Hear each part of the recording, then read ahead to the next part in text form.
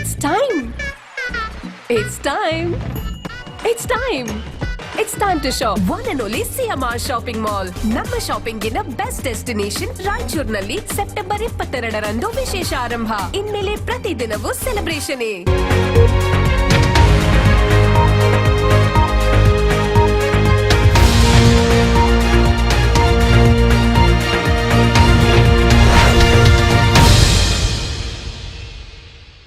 ನಮಸ್ಕಾರ ವೀಕ್ಷಕರು, ಕನ್ನಡ ಮಾತೃಭೂಮಿ ವಾರ್ತೆಗಳಿಗೆ ಸ್ವಾಗತ. ನಾನು ಸಂತೋಷಿ ಸರ್ವಕರ್. ಮೊದಲಿಗೆ ಹೆಡ್ಲೈನ್ಸ್.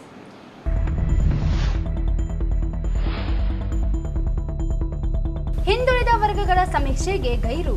ದೇವದುರ್ಗ 6 ಜನ ಅಂಗನವಾಡಿ ಕಾರ್ಯಕರ್ತೆಯರ ವಜಾ, 57 ಜನರಿಗೆ ನೋಟಿಸ್.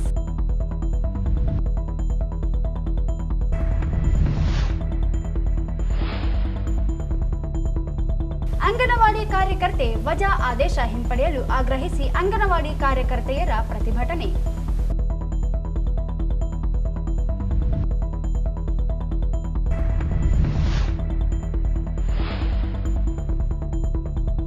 ತುಂಗಭದ್ರಾ ಕಾರ್ಮಿಕ ಸಂಘದ ವಿರುದ್ಧ ಸಲ್ಲದ ಹೇಳಿಕೆ, ಬಹಿರಂಗ ಚರ್ಚೆಗೆ ಸಿದ್ಧ ನಾಗಲಿಂಗಸ್ವಾಮಿ.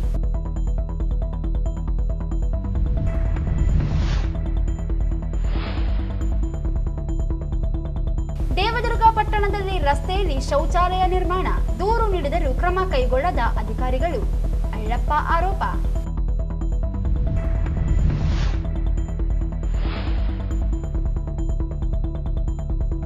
ಮಳೆಯಿಂದ ಬೆಳೆ ಹಾನಿ, ಸಮರ್ಪಕ ಸಮೀಕ್ಷೆಗೆ ಆಗ್ರಹಿಸಿ ಅಕ್ಟೋಬರ್ 13ರಂದು ಡಿಸಿ ಕಚೇರಿ ಮುಂದೆ ಪ್ರತಿಭಟನೆ, ಬಸವಲಿಂಗಪ್ಪ.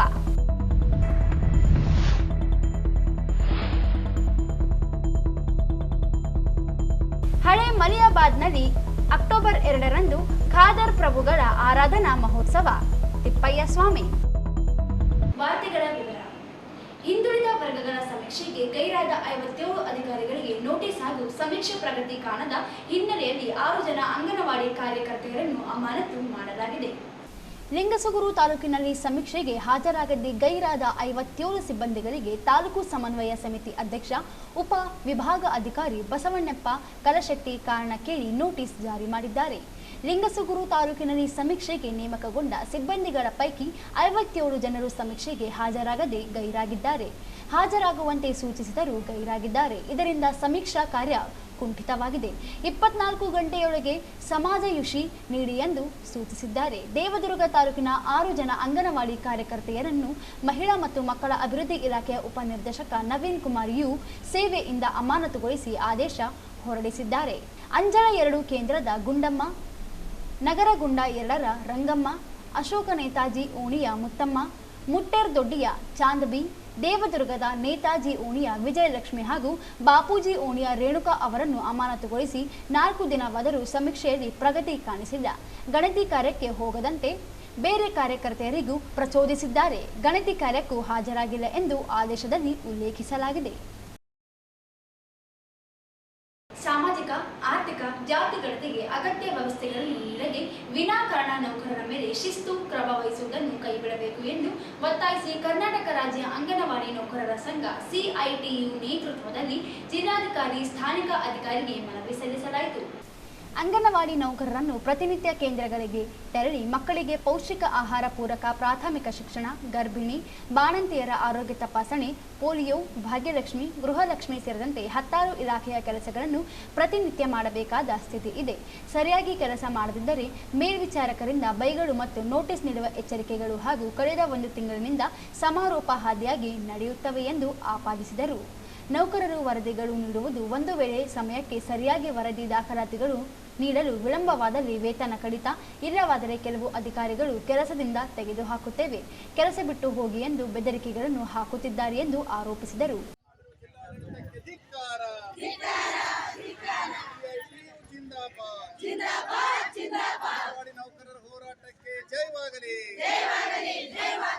ಎಲ್ಲ ಟೆಕ್ನಿಕಲ್ ಸಮಸ್ಯೆಗಳಿಗೆ ಅಂಗನವಾಡಿ ನೌಕರರನ್ನು ಹೊಣೆಗಾರರನ್ನಾಗಿ ಮಾಡುವ ಜಿಲ್ಲಾಡಳಿತಕ್ಕೆ ಧಿಕ್ಕಾರ. ಅಂಗನವಾಡಿ ಕಾರ್ಯಕರ್ತರ ಫೋನ್ಗಳನ್ನು ಹೊಸದಾಗಿ ಕೊಡಲೇಬೇಕು. ಬೇಕೇ ಬೇಕು. ಅಂಗನವಾಡಿ ಕಾರ್ಯಕರ್ತರಿಗೆ ಕಿರುಕುಳ ಕೊಡ್ತಕ್ಕಂಥ ಅಧಿಕಾರಿಗಳಿಗೆ ಹೇಳಿ ಧಿಕ್ಕಾರ. ಅಂಗನವಾಡಿ ಕಾರ್ಯಕರ್ತರಿಂದ ಪುಕ್ಕಟ್ಟಿಯಾಗಿ ಕೆಲಸ ಮಾಡಿಸ್ಕೊಳ್ತಕ್ಕಂಥ ಅಧಿಕಾರಿಗಳಿಗೆ ಹೇಳಿ ಧಿಕ್ಕಾರ. ಏನೇ ಬರಲಿ ಏನೇ ಬರಲಿ ಏಕೆ ಬೇಕು ಜಿಂದಾಬಾದ್ ಜಿಂದಾಬಾದ್ ಜಿಂದಾಬಾದ್ ನಮಗೆ ಅನಾನುಕೂಲ ಮಾಡಿಕೊಡಬೇಕಂತ ಅಂಗನವಾಡಿ ನೌಕರರು ಮಾನಸಿಕ ಒತ್ತಡಗಳಿಗೆ ತುತ್ತಾಗಿ ಅನಾರೋಗ್ಯದಿಂದ ಬಳಲುತ್ತಿದ್ದಾರೆ. ಜೊತೆಗೆ ಇದೀಗ ಸಾಮಾಜಿಕ ಆರ್ಥಿಕ ಜಾತಿ ಗಣತಿ ಮತ್ತು BLO ಕೆಲಸಗಳ ಜವಾಬ್ದಾರಿ ಹಾಕಿ ಇವರನ್ನು ಕೈ ಬಿಡಲು ಮಹಿಳಾ ಮತ್ತು ಮಕ್ಕಳ ಅಭಿವೃದ್ಧಿ ಇಲಾಖೆಗೆ ಮನವಿ ಸಲ್ಲಿಸಲಾಗಿತ್ತು. ಬಲವಂತವಾಗಿ ಕೆಲಸ ಮಾಡಲೇಬೇಕೆಂದು ಹಾಕಿದ್ದು ಅದಕ್ಕೆ ಬೇಕಾದ ಯಾವುದೇ ವ್ಯವಸ್ಥೆಗಳು ಮಾಡದೆ ಸಾಮಾಜಿಕ ಆರ್ಥಿಕ ಗಣತಿ ಕೂಡ ಮೊಬೈಲ್ನಲ್ಲಿ ಆನ್ಲೈನ್ ಮೂಲಕ ಮಾಡಬೇಕಾಗಿದೆ. ಇಲಾಖೆಯಿಂದ ನೀಡಲಾದ ಮೊಬೈಲ್ನಲ್ಲಿ ಸರ್ವೆ ಆ್ಯಪ್ ಡೌನ್ಲೋಡ್ ಆಗುತ್ತಿಲ್ಲ. ಇದರಿಂದ ಸರ್ವೆ ಕೆಲಸ ಕಷ್ಟ ಸಾಧ್ಯವಾಗಿದೆ. ಅದಕ್ಕೆ ಇಲಾಖೆ ಅಧಿಕಾರಿಗಳು ತಹಶೀಲ್ದಾರರು ಮಹಿಳೆಯರು ಎನ್ನದೆ ಬೈದು ಮೊಬೈಲ್ನಲ್ಲಿ ಬರುತ್ತಿಲ್ಲವೆಂದರೆ ನಿಮ್ಮ ಗಂಡ ಅಥವಾ ಮಕ್ಕಳ ಮೊಬೈಲ್ ತೆಗೆದುಕೊಂಡು ಹೋಗಿ ಮಾಡಿ, ಇಲ್ಲವೆಂದರೆ ನಿಮ್ಮನ್ನು ಕೆಲಸದಿಂದ ತೆಗೆದು ಹಾಕುತ್ತೇವೆ ಎಂದು ಬೆದರಿಕೆ ಹಾಕಿದ್ದಾರೆ ಎಂದು ದೂರಿದರು. ದೇವದುರ್ಗ ತಾಲೂಕಿನಲ್ಲಿ 6 ಜನ ಅಂಗನವಾಡಿ ಕಾರ್ಯಕರ್ತೆಯರನ್ನು ಅಮಾನತು ಮಾಡಿದ್ದಾರೆ. ಇದು ಎಷ್ಟರ ಮಟ್ಟಿಗೆ ಸರಿಯಾದ ಕ್ರಮ ಎಂದು ಪ್ರಶ್ನಿಸಿದ್ದಾರೆ. ಸರ್ವರ್ ಮೊಬೈಲ್ ಇದ್ದರೂ ಸಮೀಕ್ಷೆ ಮಾಡಲು ಹೇಗೆ ಸಾಧ್ಯ? ಜೊತೆಗೆ ಸಮೀಕ್ಷೆ ಅಂಗನವಾಡಿ ನೌಕರರನ್ನು ಕೈಬಿಡಲು ಮನವಿ ಮಾಡಲಾಗಿತ್ತು. ಇದೀಗ ಅವರನ್ನು ಅಮಾನತು ಮಾಡುವುದು, ಬೆದರಿಕೆ ಹಾಕುವುದು ಸರಿಯಲ್ಲ. ಅಮಾನತು ಹಿಂಪಡೆಯಬೇಕು, ಸಮೀಕ್ಷೆಯಿಂದ ಕೈಬಿಡಲು ಒತ್ತಾಯಿಸಿದರು. ಈ ಸಂದರ್ಭದಲ್ಲಿ ಅಧ್ಯಕ್ಷೆ H. ಪದ್ಮಾ, ರಂಗಮ್ಮ ಅನ್ವರ್, ವರಲಕ್ಷ್ಮಿ, KG ವೀರೇಶ್ ಸೇರಿದಂತೆ ಅನೇಕರು ಇದ್ದರು. ತುಂಗಭದ್ರಾ ನೀರಾವರಿ ಕಾರ್ಮಿಕ ಸಂಘದಲ್ಲಿ 50 ಜನ ಮಾತ್ರ ಇದ್ದಾರೆ ಎಂದು ಹೇಳಿರುವ ಅಮೀರ್ ಅಲಿಯವರು ಮಾನಸಯ್ಯನವರು ಸಾಬೀತುಪಡಿಸಬೇಕೆಂದು ಕೆ. ನಾಗಲಿಂಗಸ್ವಾಮಿ ಸವಾಲು ಹಾಕಿದರು. ಅವರಿಂದು ಮಾಧ್ಯಮಗೋಷ್ಠಿ ಉದ್ದೇಶಿಸಿ ಮಾತನಾಡಿ ತುಂಗಭದ್ರಾ ಕಾರ್ಮಿಕ ಸಂಘದ ಕುರಿತು ಸಾಮಾಜಿಕ ಜಾಲತಾಣದಲ್ಲಿ ಎನ್ನೆಲ್ಲ ಟೀಕೆ ಮಾಡಿದರು. ಆದರೆ ಸಿರವಾರ್ ಬಹಿರಂಗ ಸಭೆಯಲ್ಲಿ ಏಕವಚನದಲ್ಲಿ ನಿಂದಿಸಿದ್ದರಿಂದ ಹೇಳಿಕೆ ನೀಡಲಾಗಿದೆ. ನಾವ್ಯಾರು ಯಾರ ದಲ್ಲಾಳಿಗಳಲ್ಲ, ದಲ್ಲಾಳಿಗಳು ಯಾರು ಎಂಬುದನ್ನು ಸಾಬೀತುಪಡಿಸಲು ಸಿದ್ಧವೆಂದರು. ಬಹಿರಂಗ ಚರ್ಚೆಗೆ ಆಹ್ವಾನಿಸಿದ್ದು ದಿನಾಂಕ ನಿಗದಿಪಡಿಸಿ ಚರ್ಚೆಗೆ ಸಿದ್ಧವಿರುವುದಾಗಿ ಹೇಳಿದರು. ಇವರು ಹೇಳಿಕೆಯನ್ನು ತಿರುಚಿದ್ರು ಅಂತ ಹೇಳಿದ್ರು. ಅವರು ಆಧಾರ ರಹಿತ ಆರೋಪ ಮಾಡಿದರು. ನಮ್ಮಲ್ಲಿ ವಿಡಿಯೋ ಇದೆ, ನಿಮ್ಮೆಲ್ಲರಿಗೂ ಹಾಕ್ತೀವಿ. ಆ ವಿಡಿಯೋನ ಕೇಳಿ ನಮ್ಮ ಬಗ್ಗೆ ಮಾತಾಡಿದ್ರೆ ನಾವು ಮಾತಾಡಿದ್ವಿ. ಇಷ್ಟೇ ನಮ್ಮದು ಪ್ರತಿಕ್ರಿಯೆ ಇತ್ತು. ಇವತ್ತು ಅವ್ರು ಕೊಟ್ಟದ್ದು, ಇವರು ಕಾರ್ಮಿಕರ ಪರವಾಗಿ ಅಲ್ಲ, ಇವರು ಅಧಿಕಾರಿಗಳ ಪರವಾಗಿದ್ದಾರೆ. ಅಧಿಕಾರಿಗಳಲ್ಲಿ ದುಡ್ಡಿಸ್ಕೊಂಡು ಬಂದು ಪತ್ರಿಕಾಗೋಷ್ಠಿ ಮಾಡುವಷ್ಟು ದರಿದ್ರ ಪರಿಸ್ಥಿತಿ ನಮ್ಮ ಕಾರ್ಮಿಕ ಸಂಘಕ್ಕಿಲ್ಲ, ನನಗಿಲ್ಲ. ಅದನ್ನು ಮಾಡಿರ್ಬೋದು, ನೀವು ಮಾಡಿರ್ಬೋದು, ಅದನ್ನ ನಾವು ಮಾಡಿಲ್ಲ. ನೇರವಾಗಿ ಅದನ್ನು ಹೇಳ್ತೀವಿ ಅವರಿಗೆ. ನಮ್ಮಲ್ಲಿ ಇದುವರೆಗೆ ಯಾವುದೇ ತರದ್ದು ಈಗಲ್ಲ 25 ವರ್ಷದಾಗೂ ನನ್ನ ಜೀವನದಲ್ಲಿ ಯಾರಲ್ಲಿ ದುಡ್ಡು ತಗೊಂಡು ಯಾವ ಹೋರಾಟಗಳನ್ನು ಮಾಡಿಲ್ಲ. ನೀವು ಮಾಡಿದಿರಿ, ನಾನು ಮಾಡಿಲ್ಲ. ಅದನ್ನು ಮಾತಾಡುವಾಗ ನಿಮ್ಗೆ ಪ್ರಜ್ಞೆ ಇರಬೇಕು. ಅದನ್ನು ಬಿಟ್ಬಿಟ್ಟು ಏನ್ ಬೇಕಾದ್ರೂ ಮಾತಾಡ್ತಾ ನಡೆಯುತ್ತೆ. ನಾವು ನಿಮ್ಮ ಮನೆ ಆಳುಗಳಲ್ಲ, ನಮ್ಮ ಕಾರ್ಮಿಕರು ನಿಮ್ಮ ಮನೆ ಆಳುಗಳಲ್ಲ. ಹಿಂದೆ ಸಾಕಷ್ಟು ಕೆಟ್ಟದಾಗಿ ಪದಗಳನ್ನು ಬಳಸಿದ್ರಿ, ವಿಡಿಯೋಗಳು ನಮ್ಮಲ್ಲಿದ್ದಾವೆ. ಅದನ್ನು ನಾವು ಮಾತಾಡಿಲ್ಲ. ನಮ್ಗೆ ಹೊರಗಡೆ ಬಹಿರಂಗವಾಗಿ ಅನ್ನೋದಕ್ಕೆ ನಾವು ಮಾತಾಡಿದೀವಿ. ನಾವು ಹೇಳ್ತಾ ಇದೀವಿ, ಅದೇ ಇದರಲ್ಲಿ ಮಹಿಳೆಯರ ಬಗ್ಗೆ ತಿರುಚಿದ್ರು ಅಂತ ಆ ವಿಡಿಯೋನ ಎಲ್ಲರಿಗೂ ಹಾಕ್ತೀವಿ, ಪತ್ರಕರ್ತರಿಗೆ ಎಲ್ಲರಿಗೂ ಹಾಕ್ತೀವಿ. ಒಬ್ಬ ಹೆಣ್ಣು ಆಗಿ ಹುಟ್ಟಿದ ಮೇಲೆ ಆ ಹೆಣ್ಣು ಅಡಿಲೇಬೇಕನ್ನೋದಲ್ಲ ಮಾನಸಯ್ಯನವ್ರ ಮನಸ್ಥಿತಿ. ಅಡಿಲೇ ಇಲ್ಲ ಅನ್ನೋದು ಬಂಜೆ ಅನ್ನೋದಲ್ಲ, ಅದು ಮಹಿಳೆಯರ ಬಗ್ಗೆ ಇರ್ತಕ್ಕಂಥ ಕೀಳು ಮನಸ್ಥಿತಿ ಮಾನಸಯ್ಯನ ನಾವು ಅವತ್ತು ಹೇಳಿದ್ವಿ. ಅದು ಆಡಿಯೋದಲ್ಲಿ ಅವರೇ ಮಾತಾಡಿದ್ದಾರೆ. ಅದನ್ನ ತಿರುಚ ಪ್ರಶ್ನೆನೇ ನಮ್ಮ ಮಾನಸಯ್ಯವರೇ, ನೀವೇನು ಹೇಳ್ತೀರೋ. ಆರ್ ಮಾನಸಯ್ಯನವರ ಹೇಳಿಕೆಯನ್ನು ತಿರುಚಲಾಗಿದೆ ಎಂದು ಅಮೀರ್ ಅಲಿ ಹೇಳಿದ್ದಾರೆ. ಅವರ ಹೇಳಿಕೆ ತಿರುಚುವ ಪ್ರಯವೇ ಇಲ್ಲ. ಕಾರ್ಮಿಕರಿಗೆ ಯಾರು ಮೋಸ ಮಾಡಿದ್ದಾರೆ ಎಂದು ಕಾರ್ಮಿಕರಿಗೆ ಗೊತ್ತಿದೆ. ಮಕ್ಕಳಾಗದ ಮಹಿಳೆಯನ್ನು ಬಂಜೆ ಎಂದು ಕರೆದಿರುವ ವಿಡಿಯೋಗಳು ನಮ್ಮಲ್ಲಿವೆ. ಮಹಿಳೆಯರನ್ನು ನಿಂದಿಸಿ ಮಾತನಾಡಿದರೆ ಸಮಾಜಕ್ಕೆ ಮಕ್ಕಳನ್ನು ಮಾಡಿಕೊಳ್ಳದೆ ಸೇವೆ ಸಲ್ಲಿಸಿದ ಅನೇಕ ಮಹಿಳೆಯರಿದ್ದಾರೆ. ಮದರ್ ತೆರೇಸಾ, ಗೌರಿ ಲಂಕೇಶ್ ಸೇರಿದಂತೆ ಅನೇಕರು ನಿರ್ದೇಶನವಾಗಿದ್ದಾರೆ. ಆದರೆ ಮಾನಸಯ್ಯನವರು ಮಹಿಳೆಯರಿಗೆ ಅಪಮಾನಿಸಿದ್ದಾರೆ ಎಂದು ಪುನರುಚ್ಚರಿಸಿದ್ದಾರೆ. ಮಾನವಿ ಉಪವಿಭಾಗ 1ರಲ್ಲಿಯೇ 50 ಕಾರ್ಮಿಕರು ನಮ್ಮ ಸಂಘದಲ್ಲಿದ್ದಾರೆ. 748 ಜನ ಕಾರ್ಮಿಕರಲ್ಲಿ 50 ಬಿಟ್ಟು ಉಳಿದ 698 ಜನ ಕಾರ್ಮಿಕರನ್ನು ಹಾಜರುಪಡಿಸಬೇಕು. ಕಾರ್ಮಿಕರಿಗೆ ನಾವು ಮಾಡಿದ್ದೇನು, ನೀವು ಮಾಡಿದ್ದೇನು ಎಂಬುದನ್ನು ಚರ್ಚೆಗೆ ಸಿದ್ಧವಿರುವುದಾಗಿ ಹೇಳಿದರು. ನಮ್ಮ ಮೇಲೆ ಅವರು ಇದು ಮಾಡಿರ್ತಕ್ಕಂಥ ನಮ್ಮ ಸಂಘದ ಬಗ್ಗೆ, ನಮ್ಮ ಬಗ್ಗೆ ಹಗುರವಾಗಿ ಮಾತಾಡಿದಂಥ ಒಂದು ವಿಡಿಯೋನ ತಮ್ಮ ಪ್ಲೇ ಮಾಡ್ತೀವಿ.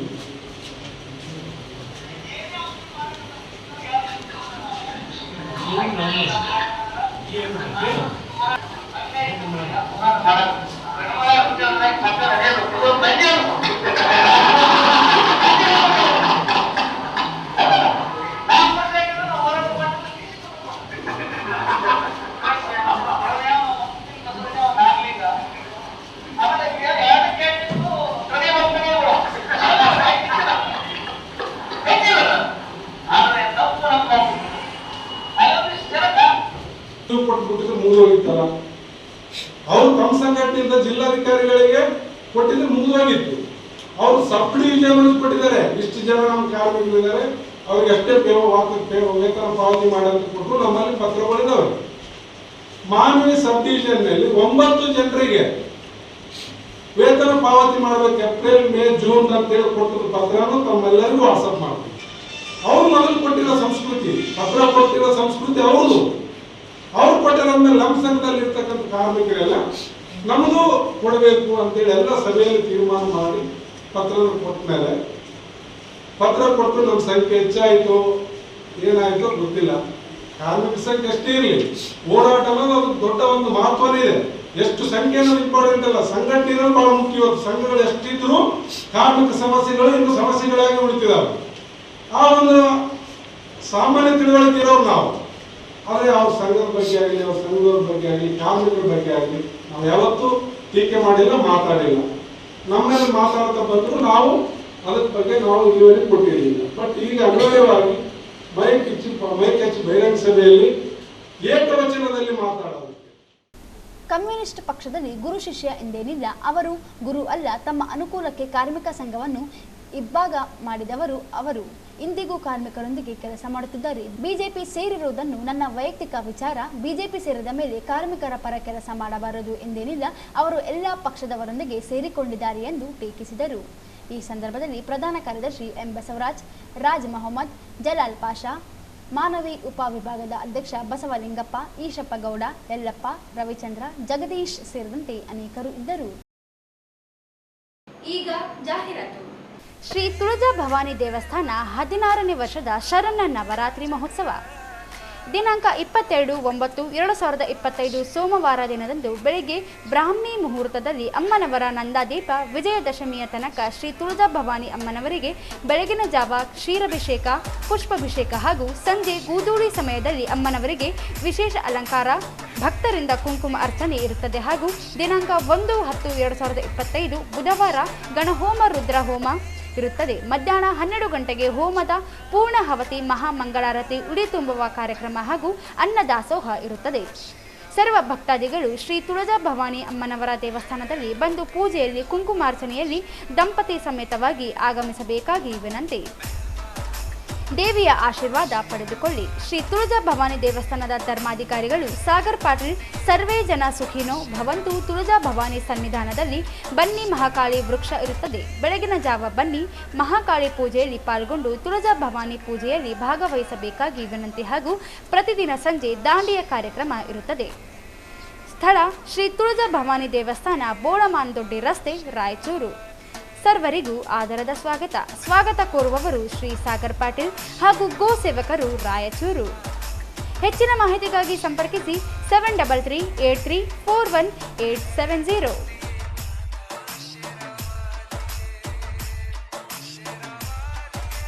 It's time! It's time! It's time! It's time to shop. One and only CMR Shopping Mall. ನಮ್ಮ ಶಾಪಿಂಗಿನ ಬೆಸ್ಟ್ ಡೆಸ್ಟಿನೇಷನ್ ರಾಯಚೂರಿನಲ್ಲಿ ಸೆಪ್ಟೆಂಬರ್ 22ರಂದು ವಿಶೇಷ ಆರಂಭ. ಇನ್ಮೇಲೆ ಪ್ರತಿದಿನವೂ ಸೆಲೆಬ್ರೇಷನ್. ರಸ್ತೆಯನ್ನು ಅತಿಕ್ರಮಿಸಿಕೊಂಡು ರಸ್ತೆಯ ಮೇಲೆ ಶೌಚಾಲಯ, ಮೆಟ್ಟಿಲುಗಳನ್ನು ಕಟ್ಟಿಕೊಂಡಿರುವ ಕುರಿತು ಲೋಕಾಯುಕ್ತಕ್ಕೆ ದೂರು ಸಲ್ಲಿಸಿದ್ದು, ಉಪ ಲೋಕಾಯುಕ್ತರು ತೆರವುಗೊಳಿಸುವಂತೆ ಆದೇಶಿಸಿದ್ದರು. ಸಂಬಂಧಪಟ್ಟ ಅಧಿಕಾರಿಗಳು ಉಪ ಲೋಕಾಯುಕ್ತರ ಆದೇಶಕ್ಕೂ ಬೆಲೆ ಕೊಡದೆ ನಿರ್ಲಕ್ಷ್ಯ ವಹಿಸಿ ಯಾವುದೇ ಕ್ರಮ ಕೈಗೊಂಡಿಲ್ಲ ಎಂದು ಸಾಮಾಜಿಕ ಕಾರ್ಯಕರ್ತ ಅಳ್ಳಪ್ಪ ಅಮರಾಪುರ್ ಆರೋಪಿಸಿದರು. ಅವರಿಂದು ಮಾಧ್ಯಮಗೋಷ್ಠಿಯನ್ನು ಉದ್ದೇಶಿಸಿ ಮಾತನಾಡಿ, ದೇವದುರ್ಗ ಪಟ್ಟಣದಲ್ಲಿ ರಸ್ತೆಗೆ ಮೀಸಲಿರಿಸಿದ ಜಾಗದಲ್ಲಿ ಅಕ್ರಮವಾಗಿ ಮೆಟ್ಟಿಲುಗಳು, ಶೌಚಾಲಯಗಳನ್ನು ಕಟ್ಟಿಕೊಂಡಿದ್ದು, ಈ ಬಗ್ಗೆ 2021ರ ಡಿಸೆಂಬರ್ 13ರಂದು ಲೋಕಾಯುಕ್ತರಿಗೆ ದೂರು ಸಲ್ಲಿಸಲಾಗಿದೆ. ಅದರಂತೆ ಲೋಕಾಯುಕ್ತ ಪೊಲೀಸರಿಂದ ತನಿಖೆ ನಡೆಸಿ ದೂರು ಸರಿಯಿದೆ ಎಂದು ತನಿಖಾ ವರದಿಯನ್ನು ನೀಡಿದ್ದು, ಈ ವಿಚಾರಕ್ಕೆ ಸಂಬಂಧಿಸಿದಂತೆ ಇತ್ತೀಚೆಗೆ ಜಿಲ್ಲೆಗೆ ಆಗಮಿಸಿದ ಉಪ ಲೋಕಾಯುಕ್ತರು ವಿಚಾರಣೆ ನಡೆಸಿ 15 ದಿನಗಳ ಒಳಗಾಗಿ ಅತಿಕ್ರಮಿಸಿಕೊಂಡ ರಸ್ತೆಯ ಜಾಗವನ್ನು ತೆರವುಗೊಳಿಸುವಂತೆ ನಗರಾಭಿವೃದ್ಧಿ ಕೋಶದ ಯೋಜನಾ ನಿರ್ದೇಶಕ ಈರಣ್ಣ ಬಿರಾದರ್ ಮತ್ತು ದೇವದುರ್ಗ ಪಟ್ಟಣ ಪಂಚಾಯತ್ ಮುಖ್ಯಾಧಿಕಾರಿಗೆ ಸೂಚನೆ ನೀಡಿದ್ದು, ಆದರೆ ಈ ಇಬ್ಬರು ಅಧಿಕಾರಿಗಳು ಉಪ ಲೋಕಾಯುಕ್ತರ ಆದೇಶಕ್ಕೆ ಕವಡೆ ಕಾಸು ಕಿಮ್ಮತ್ತು ನೀಡುತ್ತಿಲ್ಲ ಎಂದು ಆಪಾದಿಸಿದರು. ಕರ್ನಾಟಕ ಲೋಕಾಯುಕ್ತ ರಾಯಚೂರು ಇವರು ತಂಡ ಬಂದು ಅಲ್ಲಿ ಪರಿಶೀಲನೆ ಮಾಡಿದ್ದು, ನಾನು ಮಾಡಿರುವ ಆರೋಪ ಸತ್ಯವಾಗಿದೆ ಅಂತ ಒಂದು ತನಿಖಾ ರಿಪೋರ್ಟನ್ನ ಅವರು ಲೋಕಾಯುಕ್ತ ಕಳಿಸಿದ್ರು. ದಿನಾಂಕ 30/8/2025 ಗೌರವಾನ್ವಿತ ಉಪಲೋಕಾಯುಕ್ತರು ಅವತ್ತ ನೀವೆಲ್ಲರೂ ಬಂದಿದ್ರಿ. ಅವತ್ತ ನಂದು ಈ ಕೇಸ್ ಸಂಬಂಧಂತೆ ವಿಚಾರಣೆ ನಡೀತು. ಅವರು ಒಂದು ಆರ್ಡರ್ ಮಾಡಿದ್ರು. 15 ದಿನಗಳಾಗಿ ದೇವದುರ್ಗ ಪಟ್ಟಣದಲ್ಲಿ ಕಟ್ಟಿರುವ ಬಾತ್ರೂಮ್, ಶೌಚಾಲಯ, ಸ್ಟೆಪ್ಸ್, ಸ್ಟೇರ್ಕೇಸ್, ರಸ್ತೆಗಾಗಿ ಮೀಸಲಿಟ್ಟ ಸ್ಥಳಗಳಲ್ಲಿ ಕಟ್ಟಿರುವನ್ನ ನೀವು 15 ದಿನದೊಳಗಾಗಿ ತೆರವುಗೊಳಿಸಬೇಕಂತ ಒಂದು ಆರ್ಡರ್ ಮಾಡಿದ್ರು ಸರ್. ಇವತ್ತಿಗೆ 22 ದಿನ ಆಯಿತು. ಪುರಸಭೆ ಕಾರ್ಯಾಲಯದಿಂದ ಫಸ್ಟ್ ಅವ್ರು ಏನಿದ್ರು ಸರ್, ನಾನೇ ನನ್ನ ಮನೆ ಮುಂದೆ ಕಟ್ಟಿಬಿಟ್ಟಿರಿ, ಮೊದಲು ನನ್ನ ಹೊಡೆದು ಉಳಿದ ಕಟ್ಟೆಗಳನ್ನೆಲ್ಲ ನೀವು ತೆರವುಗೊಳಿಸ್ಬೇಕಂತೇಳಿ ಒಂದು ಆದೇಶ ಕೊಟ್ಟರು.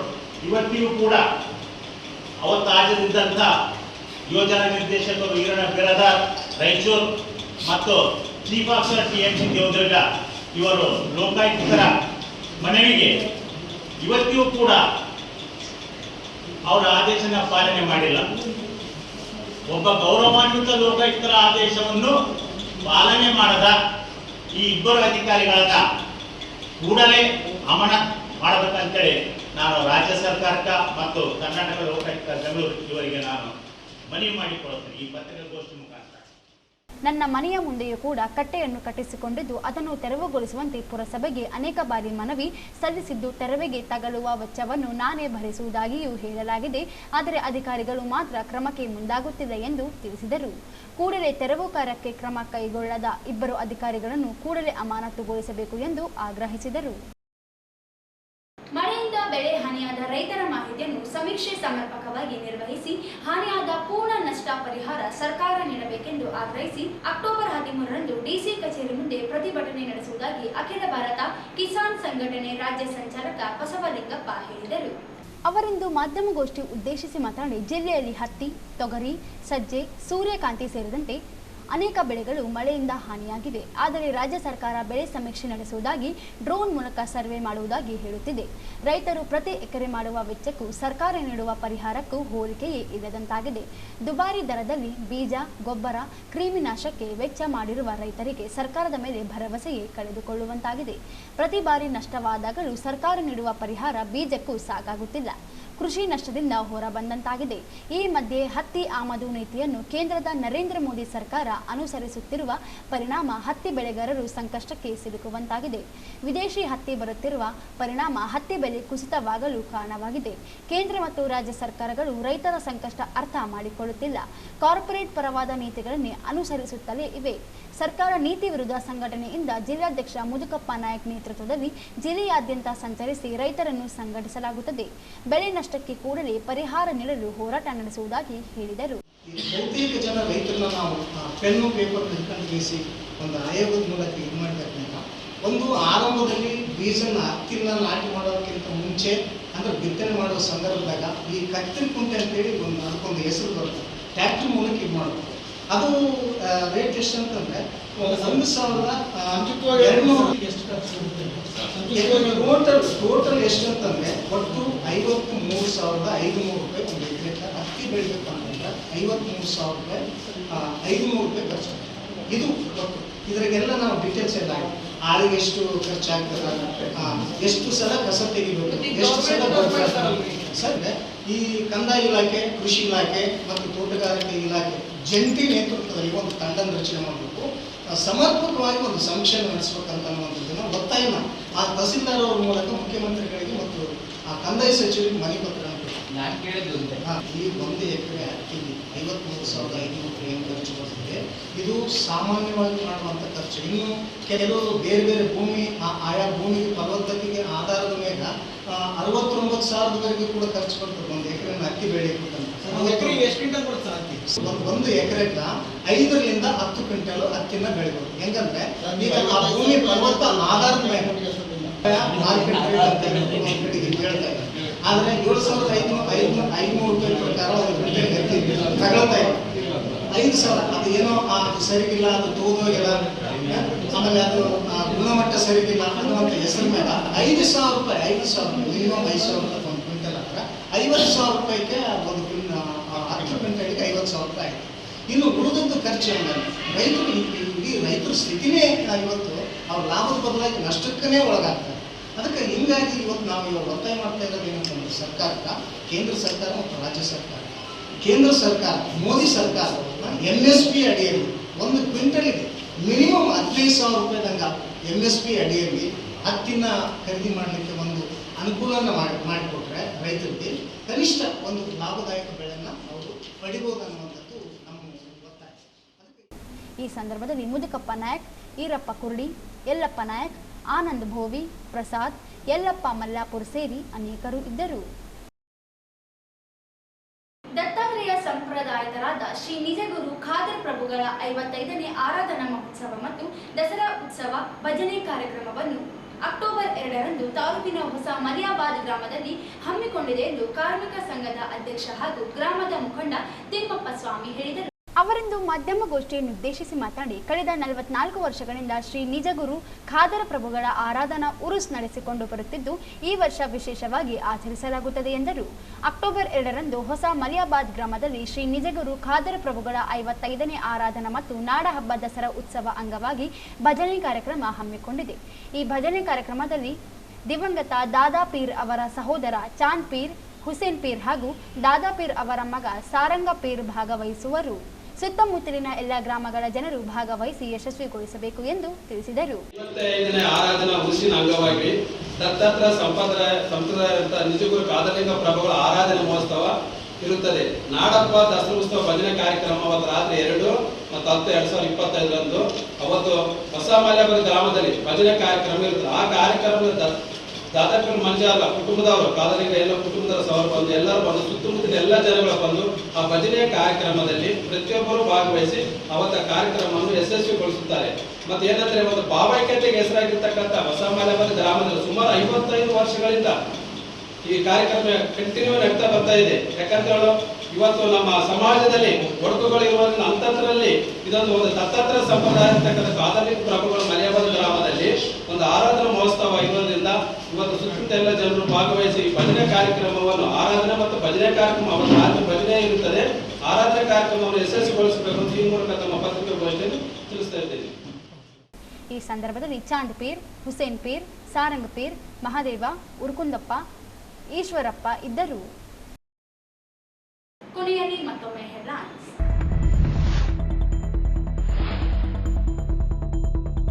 ಹಿಂದುಳಿದ ವರ್ಗಗಳ ಸಮೀಕ್ಷೆಗೆ ಗೈರು. ದೇವದುರ್ಗ 6 ಜನ ಅಂಗನವಾಡಿ ಕಾರ್ಯಕರ್ತೆಯರ ವಜಾ, 57 ಜನರಿಗೆ ನೋಟಿಸ್.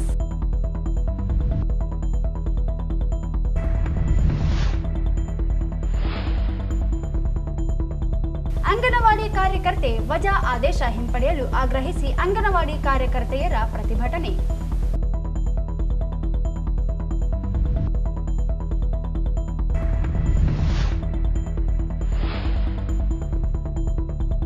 ತುಂಗಭದ್ರಾ ಕಾರ್ಮಿಕ ಸಂಘದ ವಿರುದ್ಧ ಸಲ್ಲದ ಹೇಳಿಕೆ, ಬಹಿರಂಗ ಚರ್ಚೆಗೆ ಸಿದ್ಧ ನಾಗಲಿಂಗಸ್ವಾಮಿ.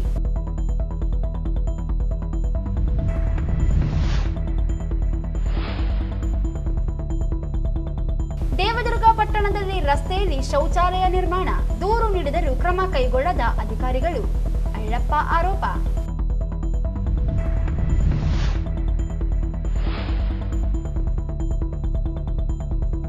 ಮಳೆಯಿಂದ ಬೆಳೆ ಹಾನಿ, ಸಮರ್ಪಕ ಸಮೀಕ್ಷೆಗೆ ಆಗ್ರಹಿಸಿ ಅಕ್ಟೋಬರ್ 13ರಂದು ಡಿಸಿ ಕಚೇರಿ ಮುಂದೆ ಪ್ರತಿಭಟನೆ, ಬಸವಲಿಂಗಪ್ಪ.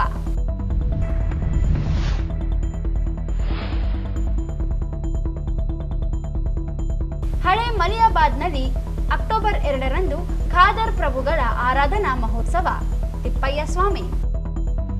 ಇಲ್ಲಿಗೆ ವಾರ್ತೆಗಳ ಪ್ರಸಾರ ಮುಕ್ತಾಯವಾಯಿತು. ಮುಂದಿನ ವಾರ್ತೆಗಳೊಂದಿಗೆ ಮತ್ತೆ ಭೇಟಿಯಾಗೋಣ.